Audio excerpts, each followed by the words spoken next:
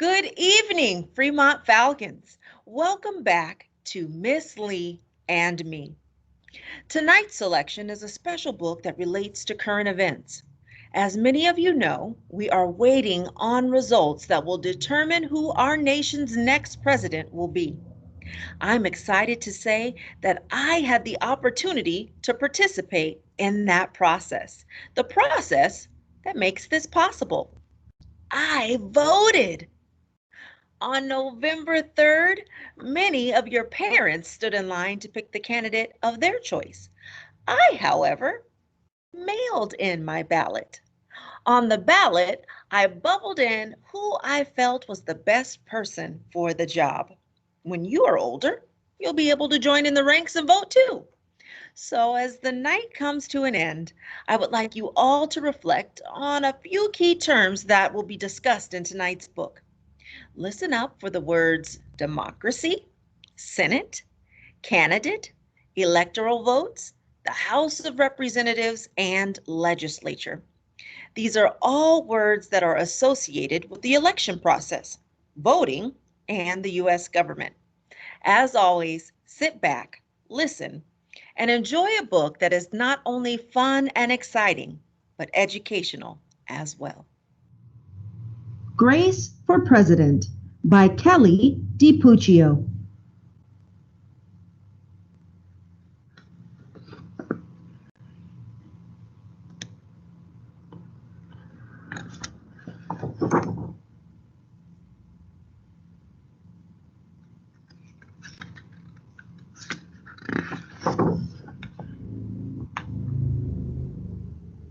Grace for President.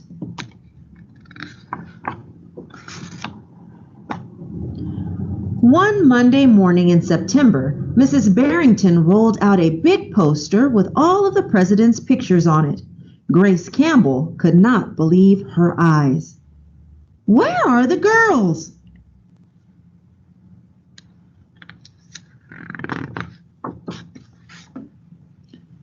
That's a very good question, said Mrs. Barrington. The truth is, our country has never had a woman president. No girl president? Ever? Grace asked. No, I'm afraid not, said Mrs. Barrington. Grace sat at her desk and stewed. No girls? Who'd ever heard of such a crazy thing? Finally, she raised her hand.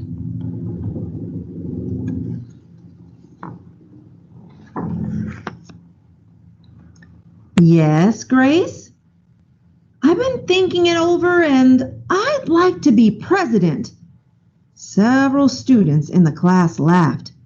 Well, I think that's a star-spangled idea, Grace, said Mrs. Barrington. In fact, we can have our own election right here at Woodrow Wilson Elementary. The snickering in the room stopped. Grace smiled. Would anyone else like to run for president? Mrs. Barrington asked the class. Nobody raised their hand. Becoming president was going to be easy, Grace thought.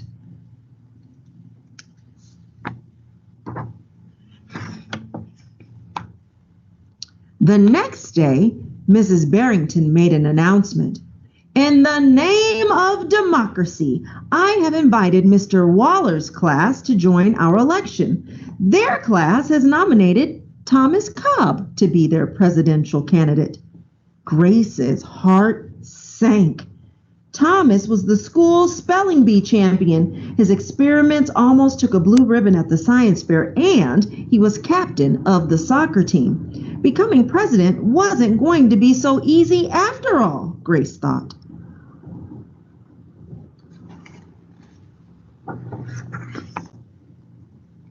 The teachers put the names of all 50 states and the District of Columbia into a hat. Everyone except for Grace and Thomas got to choose a state. I'm Texas, said Anthony. I'm New Hampshire, said Rose. I'm Michigan, said Robbie. What does the number 17 mean? Each state is assigned a number of electoral votes. That number is determined by how many people live in that state, said Mrs. Barrington. Each of you will be a representative for your state. Altogether, our country has 538 electoral votes, Mr. Waller explained. On election day, the candidate who receives 270 electoral votes or more wins the election. Why 270? Asked Rose. That's more than half of all the electoral votes, Mr. Waller said. Becoming president really wasn't going to be so easy, Grace thought.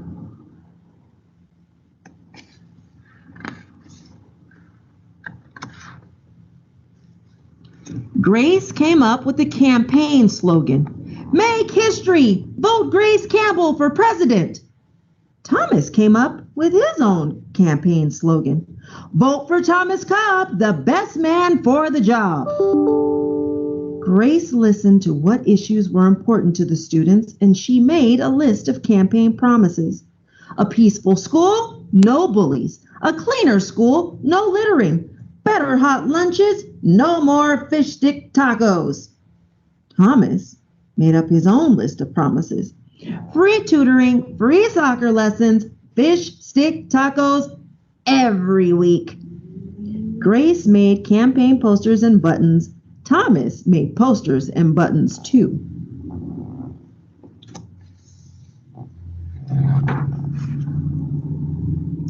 Each week, the teacher set aside time for the candidates to meet with their constituents.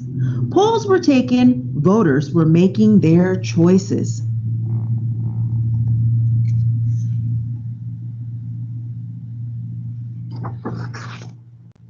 Grace continued to campaign. At recess, she gave speeches. During lunch, she handed out free cupcakes.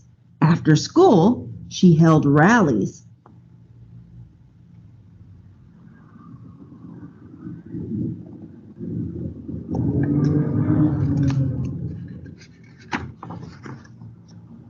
Meanwhile, Thomas wasn't worried. He had cleverly calculated that the boys held slightly more electoral votes than the girls.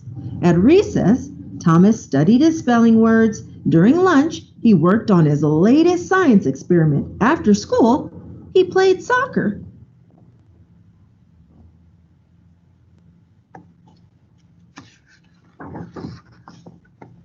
Even before the election, Grace made good on her promises. She joined the safety squad, she organized the school beautification committee, and she volunteered her time in the school cafeteria.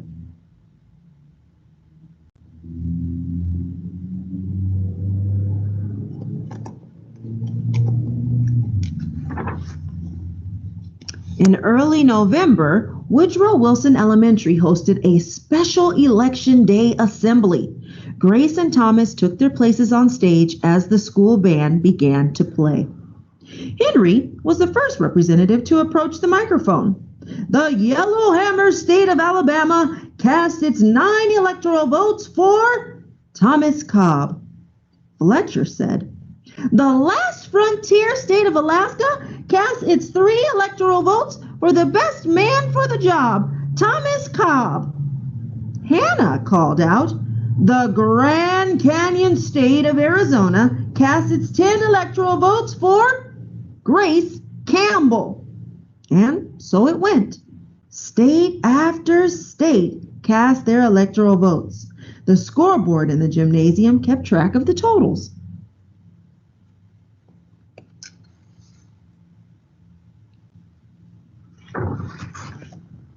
The voting demonstration was quickly coming to an end. Clara approached the podium. "The Badger State of Wisconsin cast its 10 votes for my friend Grace Campbell." Grace looked at the scoreboard. Thomas had 268 electoral votes. She had 267.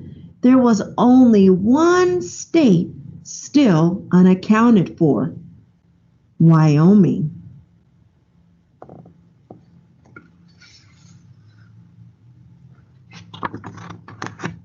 Thomas grinned. Grace felt sick. Sam walked up to the microphone. He looked at Thomas. He looked at Grace. He looked down at Grace's handmade flag. Sam didn't say a word. "What are you waiting for?" Thomas whispered.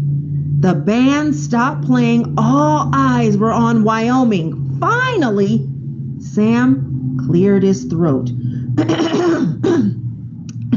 The Equality State of Wyoming cast its 3 electoral votes for Grace Campbell. The gymnasium erupted in loud cheers and a few boos.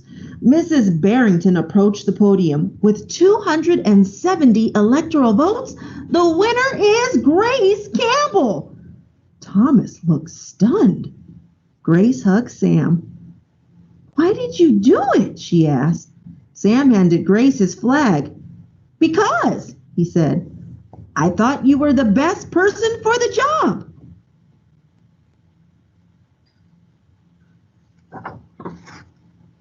The following week, the students in Mrs. Barrington's class were preparing for their career day presentations.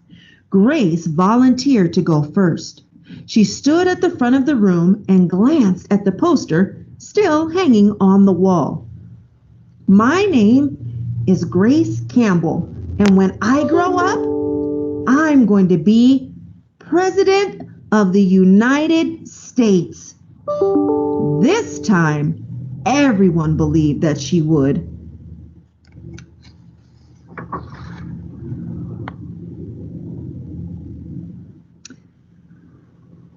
You might be wondering who and what the Electoral College is and how it works. You're not alone. Many adults have a hard time understanding the process. First of all, the Electoral College has nothing to do with going to college. It's our country's system for electing a president. When people in presidential elections vote in presidential elections, what they're really doing is telling the representatives from their states who they'd like to become president of the United States.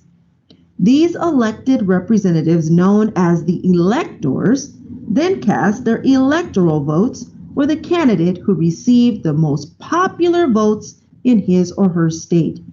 Currently, there are 538 electors in the United States. Each state is assigned a number of electoral votes equal to the number of senators and representatives it has. Every state has 2 senators, but the name of representatives each state has depends on its population. So, the more people a state has, the more electoral votes it has. California, for example, has a large population. It has 2 senators, just like the other states, and 53 members of the House of Representatives, unlike the other states. Simply put, 2 senators plus 53 representatives equals 55 electoral votes in the state of California. Likewise, states that are less populated will have fewer representatives and fewer electoral votes. In an election, the presidential candidate to win the majority of electoral votes, 270, is the winner. Why does our country use such a complicated system? The Electoral College was written into our Constitution all the way back in 1787. Americans didn't have televisions, radios, or computers back then. It was very difficult for average citizens to be accurately informed about all the candidates who were running for president. The Electoral College system gave elected officials a much bigger role in choosing the president of the United States. Even though most Americans do have access to more information today, a constitutional amendment would have to be passed in order to change that current system. Hundreds of suggestions for changing the election process have been offered over the years, but so far, not one of them has been approved by Congress. You might be wondering why regular people should even bother to vote in elections if it's the electoral votes from state representatives that determine which man or woman gets to be president. I'll tell you why. It's those individual votes from regular people that add up to become the popular vote in each state. Electors cast all of their electoral votes for the candidates their constituents have given the majority of votes to. So every single vote really is very important.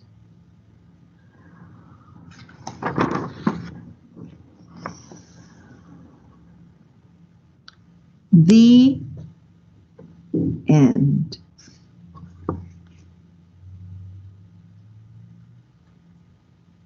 I hope you all enjoyed tonight's book. And if you are paying any attention to the news, we are currently waiting for Nevada. We are waiting for Georgia. We are waiting for North Carolina. We're also waiting for Alaska. So we have quite a few states that are still counting votes in order for us to find out who our next president will be. So now I'm going to run to my couch and catch the last bits of the nightly news, and hopefully there has been a change, and very soon, we will know the name of our 46th president. Good night, everyone.